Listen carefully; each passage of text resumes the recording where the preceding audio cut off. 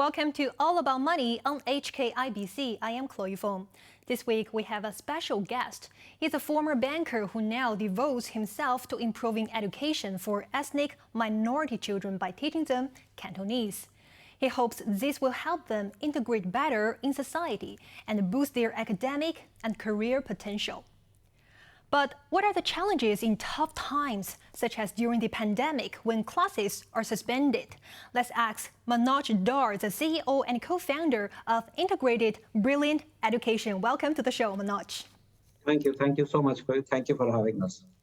And first, I want to briefly run us through about the concept of ethnic minority groups in Hong Kong. We know that sometimes there are some stereotypes against the ethnic minority groups. So can you first run us through the idea of why you are focusing on these groups and what are the stereotypes and how do you feel about the stereotypes? Sure. So let me just start with that's a fantastic question you asked. So let me just start by saying that the concept of ethnic minorities, whether you look at it from the perspective of the English grammar, or you look at it from the perspective of government in a state or a city doing a census. So it's natural you want to know the demographics, the country of origins, the ethnicity, cultural backgrounds, etc. of people. So from that perspective, ethnic majority is absolutely fine, and it's a fact, and it's a good fact to have. It's a good detail to have. So the other positives to the ethnic minority situation, so, like you mentioned, there are negatives to it and there are stereotypes and all that kind of thing. So 2011, there were 6.4% of Hong Kong's population was ethnic minority. 2016, it was 8%. And 2021, which is last year, it had risen to 8.4.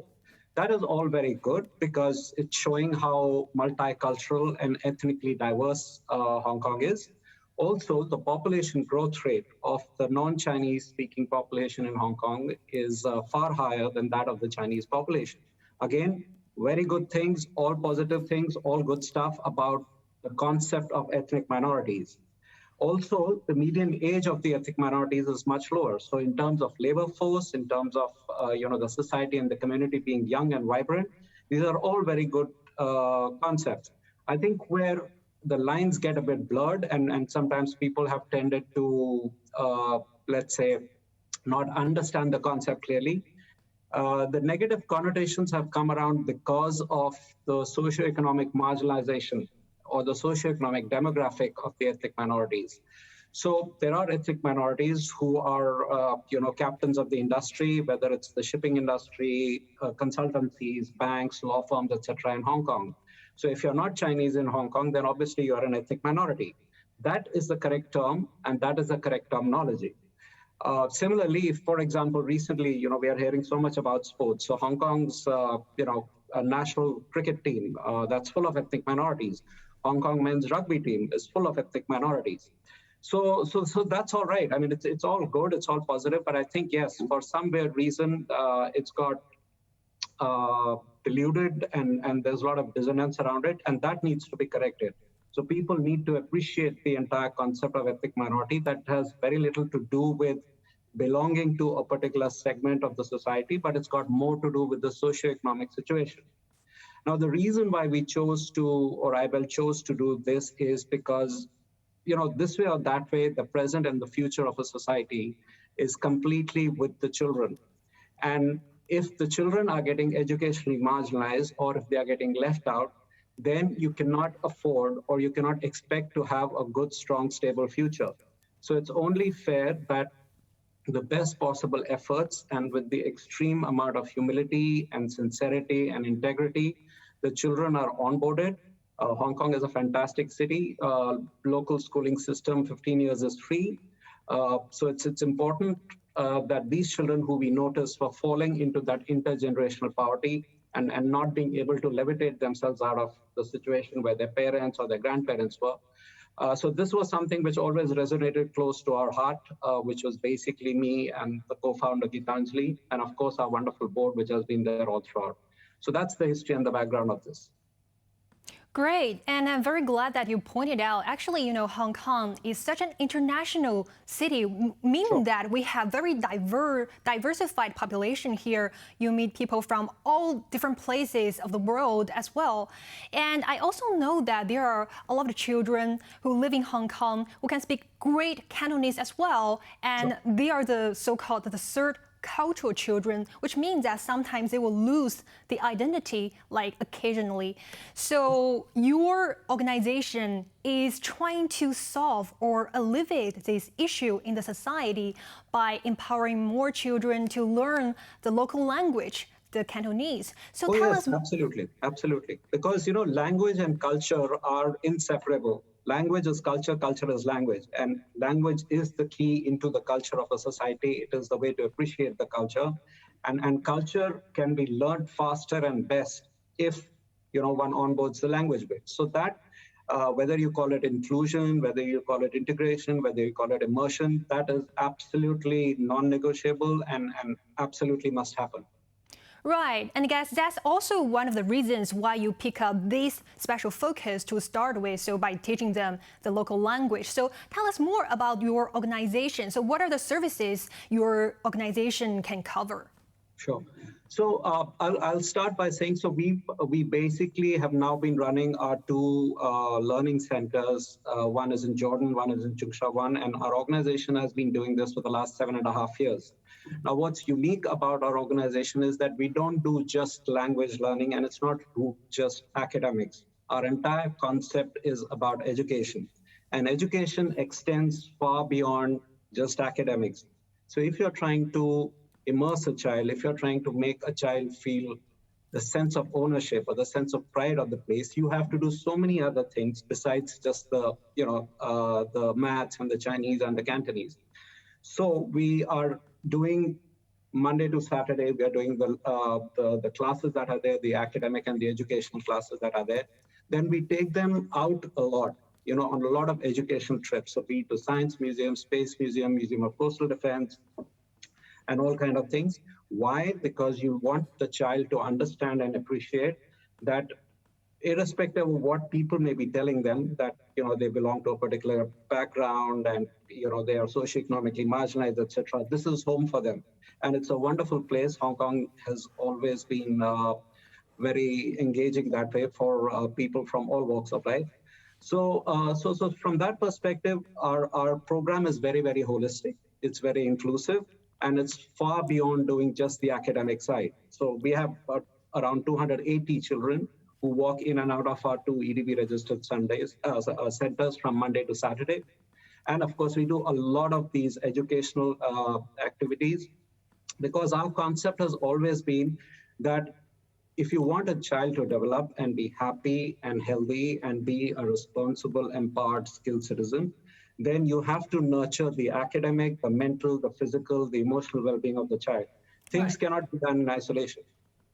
Great. I absolutely agree with you. The education is not only about one particular aspect, it's about a holistic picture for the children's growth, which is very important because the city and the society depends on the youth. And also, I'm wondering, in terms of the pricing models, can you also introduce to us about this as well? Sure. So yeah, I mean, we are in this program, and of course, Hong Kong has its pricing, and it is an expensive place. So we have basically what we do is we offer a highly subsidized fee, which the parents have to pay. Which let's say on an average, a child does at least 30 hours of academic learning with us, plus a lot of outdoor activities and sports and all this kind of thing. Now, for all of that, we are charging the parent $1,100 a month. So it's basically like $36, $37, $38. That's the price range that's there. That's the highly subsidized fees that we are charging them.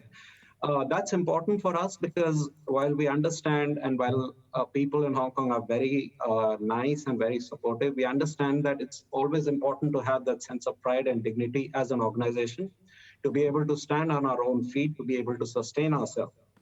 Right. Also, Also, from the perspective of the parents, it gives them also a sense of dignity and pride. It's not something which is too expensive, but then they have that sense of dignity and pride, saying that, what, my child's coming in here, I'm fully supportive of my child's education, and I'm paying some money, whatever I'm capable of paying. So, I deserve the best of respect and deserve the best of inputs for my child.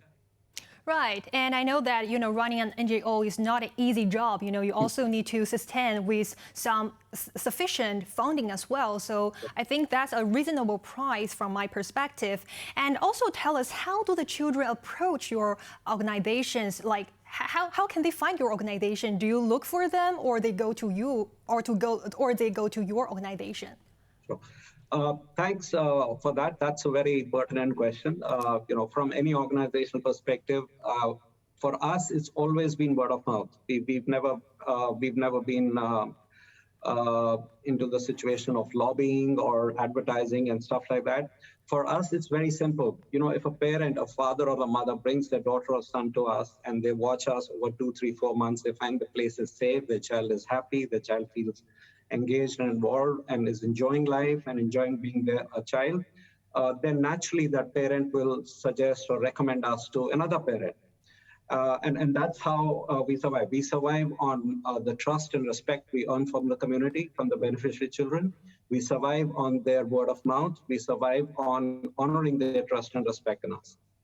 Right. And also, I know that your organization has set up a new branch in San Shui Po. So can you also tell us about the new branch there? How has that been going? And also tell us more about the backgrounds of these children. So where do they come from? Sure. So basically, one center being Jordan, that's the Yeochimong district. The other is Shamshipo, which you've correctly mentioned, Shamshipo district. Now, demographics-wise, the Shamshipo district has a high density of people with the country of origin, Pakistan. And then there are a fair few Nepalese people, and then there are Indonesians, Filipinos, Indians. Yamaite, or let's say the Jordan place where we have, is mostly predominantly Nepalese people, and of course a few Pakistanis. So that's their country of origin and demographic.